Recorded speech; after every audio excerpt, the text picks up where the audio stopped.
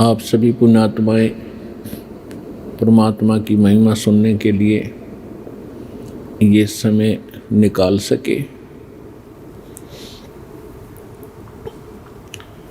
जिन पुण्यकर्मी प्राणियों पर परमात्मा की विशेष रजा होती है, उन्हीं को इस काल के जाल से कुछ समय परमात्मा के नाम का और दान धर्म करने का, भक्ति करने का सुअवसर प्राप्त होता है।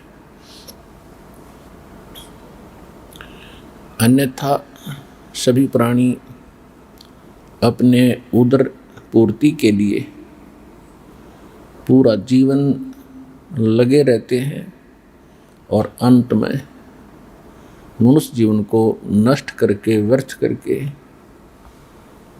84 लाख प्रकार के प्राणियों के शरीरों में कष्ट उठाते हैं।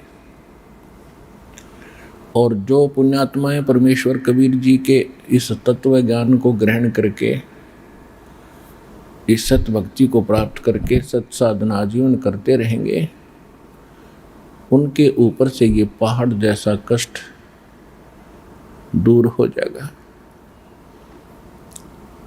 आप उन शुभ कर्मी प्राणियों से, उन पुण्य कर्मी प्राणियों में से हैं जिन पर परमात्मा की विशेष रजा है और जो इस मिशन से आगे जुड़ते चले जाएंगे वो भी पुण्यात्मा होंगी। दुर्भाग्य उन प्राणियों का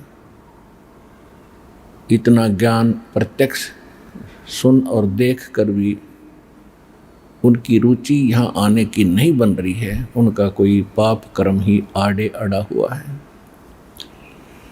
लेकिन ये सभी परमात्मा के बच्चे हैं, चाहे वो नकली संतों के पास भटक रहे हैं या अपनी स्वेच्छा से कोई परंपरागत साधनाएं कर रहे हैं।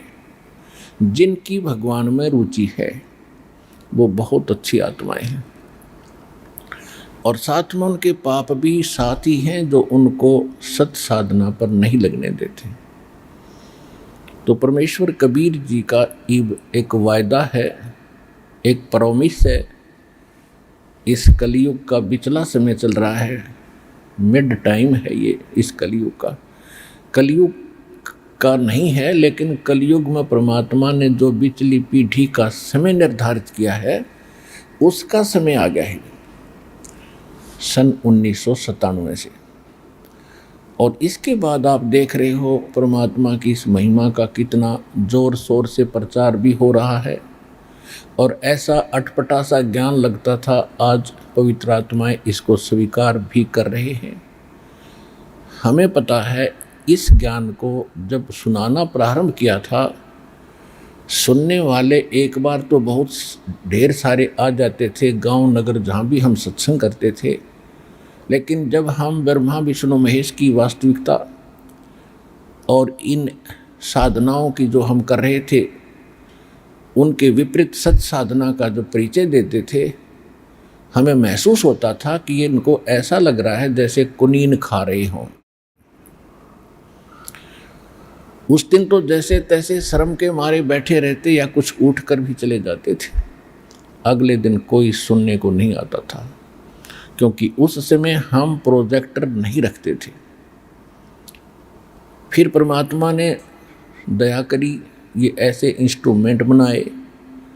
फिर इस प्रोजेक्टर का सहारा लेकर हाथों हाथ सच्चाई समाज को देना प्रारंभ किया।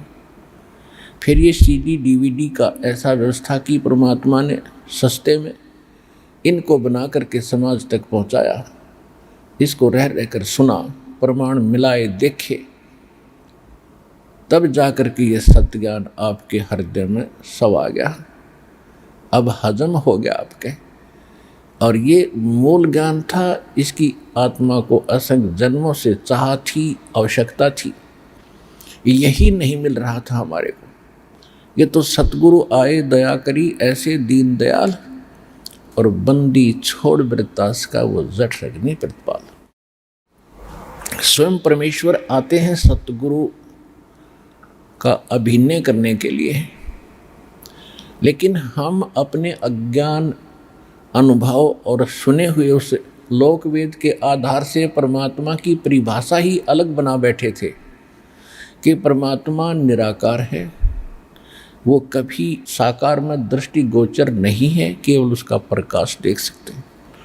और श्री राम श्री कृष्ण जी को उसी निराकार परमात्मा का ही अवतार हम मानते रहे, लेकिन फिर भी हम परमात्मा को इनसे भी भिन्न मानते थे, क्योंकि ये दास श्री विष्णु जी का पुजारी था, इष्ट रूप में उनको मानता था। और शंकर भगवान और अन्य देवता तो हमारे साजले थे ही, लेकिन फिर भी कोई ऐसी बात आती थी तो हम पुकारा करते थे कि हे सच्चे भगवान, हे सच्चे मालिक।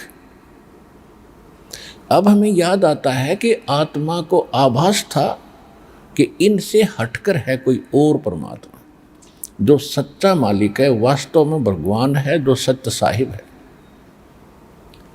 तो आज वो निर्णय हो चुका है कि इनसे ऊपर और परमात्मा है, और वही पूजा के योग्य है, वही पाप नाशक है, वही हम सबका पालक और जनक है।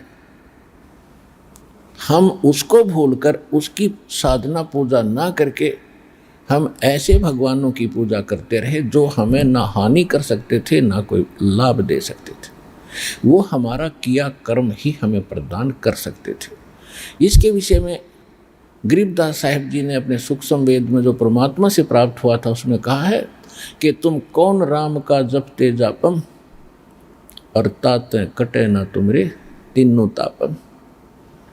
तुम जो साधना जिन भगवानों की कर रहे हो वो तीन ताप का नाश आपका नहीं कर सकते, और आप अधिकतर इस तीन ताप से ही यहाँ दुखी हैं। और बात रही प्रारब्ध की, प्रारब्ध का जो कर्म किस्मत में लिखा हुआ जो हमारे पुण्य और पाप होते हैं, उनके जोड़ को, उनके संयोग से जो बना हुआ एक जीवन मनुष्य का है, उसको प्रारब्ध कर्म कहते हैं। प्रारब्ध कर्मों में पुण्य और पाप हमारे ही संचित कर्मों में से एवरेज रेशो से निकालकर दोनों मिक्स करके बनाए जाते हैं। इसको एक जीवन मनुष्य का कहते हैं, और उस जीवन में लिखे हुए जितने भी पुण्य पापों का जो भोग है उसको प्रारब्ध कहते हैं। तो जब तक हम परमेश्वर कबीर जी की शरण में नहीं आते हैं, उनके बताए अनुसार सत साधना नहीं करते हैं और मर्यादा पालन नहीं करते हैं, तब तक हम न तो मोक्ष प्राप्त कर सकते हैं और न ही हम इन तीन तापों से ही बच सकते हैं, और न ही हमारे प्रारब्ध के अंदर लिखे हुए जो पाप कर्म हैं उनसे होने वाले दुख कष्ट संकट से हम नहीं बच सकते। तो आपके ऊपर कितना रहम हुआ है दाता का कि आपको वो परमात्मा मिल गए हैं, आपको वो मूल ज्ञान प्राप्त हो गया है, आपको वो मूल मंत्र भी प्राप्त हो रहे हैं जो परमात्मा ने आज तक छुपा कर रखे थे।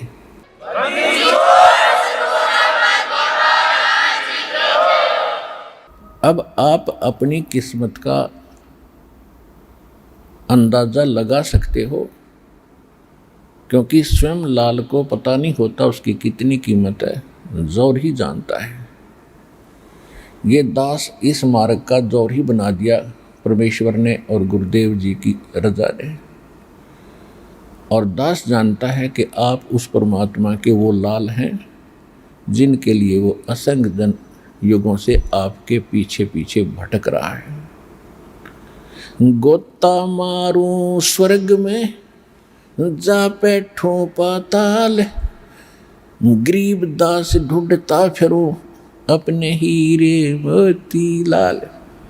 जब गरीबदास जी ने परमेश्वर कबीर जी से पूछा था, जब भगवान उनको मिले थे छुड़ानी में आकर जंगल में, तब उसने कहा था बाद में जब पूरा परिचित होने के बाद, हे परमात्मा आपने कैसे दया करी, हम जैसे पापी प्राणियों को कहाँ जंगल में आकर खोज लिया। तो उसमें भगवान ने कहा था कि गोता मारूं स्वर्ग में और जा बैठूं पाताल, हे गरीबदास, गरीबदास मैं ढूंढता फिरूं अपने हीरे मोती लाल। तो आप उन हीरे मोती लालों में से हो जिनके लिए परमात्मा बहुत समय से आपके पीछे पड़े हुए हैं। परमेश्वर ने सूक्ष्म वेद में कहा है कि या जग में कंकर बहुत हैं, लाल कहीं कहीं ठोर, कि इस संसार में काल ने भक्तिहीन प्राणी बना दिए, गलत साधना करवा के वो तो पत्थर बन गए, वो तो हमारी सुनते ही नहीं। और लाल कहीं कहीं हैं जो मेरी बात पर गौर करते हैं और मेरे निकट आते हैं, मेरी बातों को सुनकर कुछ कल्याण का मार्ग प्राप्त करते हैं। ऐसे बहुत कम हैं, कहीं कहीं है।